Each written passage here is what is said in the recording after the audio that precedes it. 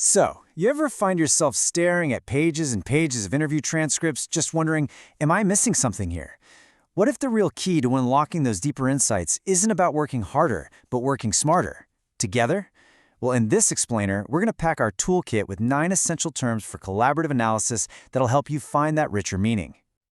You know that classic image of a researcher, right? All alone, surrounded by stacks of books, just waiting for that one big eureka moment. But I want to challenge that idea. What if we've been looking at it all wrong? What if research is actually, a team sport? Because this is where the magic really happens. When you bring someone else into your analysis, it does 2 incredibly important things. First, it adds all these new layers of depth you might have just flown right past on your own. And second, it acts as this built-in check against your own personal biases. But to do that well, you need the right tools. So, for the next few minutes, let's build that toolkit together. All right, so here's our game plan. It's pretty straightforward. We'll kick things off with the basics of team alignment, then we'll jump into how to check our own blind spots. After that, we'll talk about building some great daily habits, and then we'll put our whole collaboration toolkit together at the end. Ready? Let's go. First up, let's talk about alignment. If you're going to work together, everyone needs to be reading from the same sheet of music, right? These first few tools are all about making sure that happens. Every strong collaboration needs a shared language. And in research, that's your codebook. Seriously, this document is the absolute bedrock of your project. It's way more than just a list of words. It's the rule book you all agree on, making sure that when one person codes something as user frustration, everyone else knows exactly what that means. Now, the most important thing to get about a codebook is that it's not set in stone. Not at all. It's a living document. You might start out with a handful of codes, but as you and your team really dig into the data, you're going to refine definitions, you'll add new codes, find better examples. This constant evolution is what keeps your analysis sharp and your team perfectly in sync. Okay, so you have a starting codebook. How do you actually use it? Well, one really powerful method is consensus coding. This is basically an all-hands-on-deck approach. Everyone on the team codes the exact same chunk of data. Then, you all get together, you hash out your differences, and you reach a solid agreement on how to interpret it.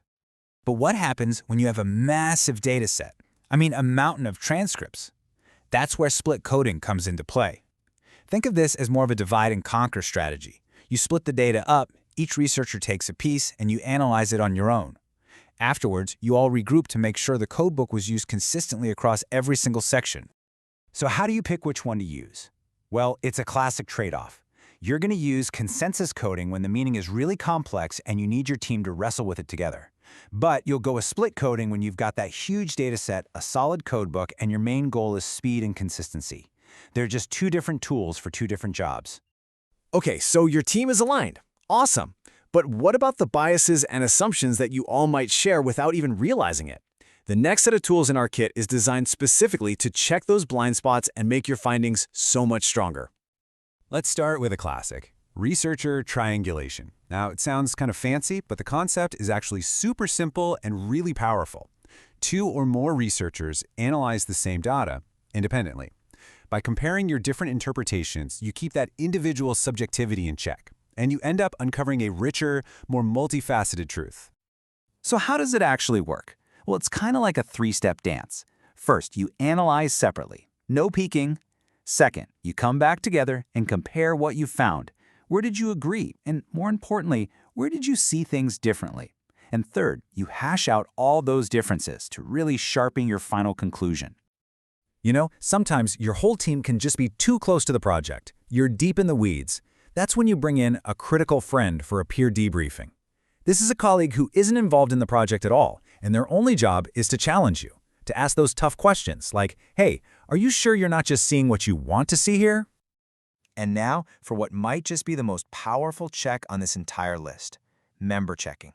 It's so beautifully simple. You just go back to the people you interviewed, the participants, and you ask them, did we get this right? Does our interpretation actually reflect your experience? That single step can be the difference between a good study and a truly great one, because it grounds your work in their reality. So the difference here is all about who you're asking. Peer debriefing is you looking outward to another expert, a fellow researcher. Member checking is looking inward to the source of the data itself, the people you studied. And when you use both, man, you're building a fortress of credibility around your findings. All right, Let's move on to our final set of tools.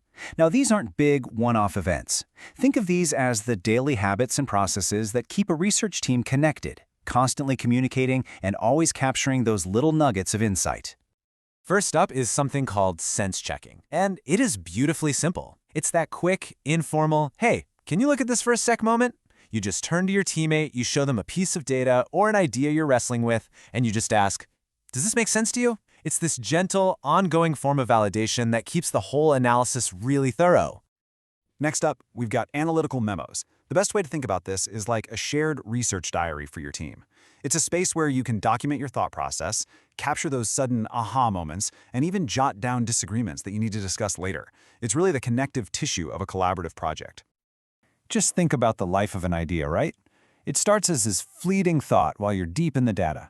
You capture it in a memo before it just vanishes. Then, later on, that little memo becomes the starting point for a big team discussion, where you can build on it, challenge it, and turn that initial spark into a major finding. That's the real power of memos.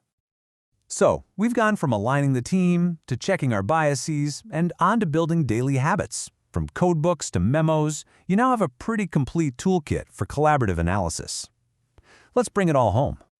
You know, the single biggest takeaway from all of this is actually really simple. Stronger, more credible, and way more insightful research is built together. Collaboration isn't just some nice-to-have thing. It's a real strategic advantage that just elevates the quality of your work. And at the end of the day, these 9 terms, they aren't just buzzwords for a paper. Nope, they are real, practical tools for your toolkit. Whether you're working with just one other person or a whole team, using them is going to make your research stronger, more defensible, and packed with so much richer insight. So as we finish up, I want to leave you with a question. Looking at this toolkit that we've just built together, from sense checking to member checking, which one of these tools are you going to use to sharpen your very next research project?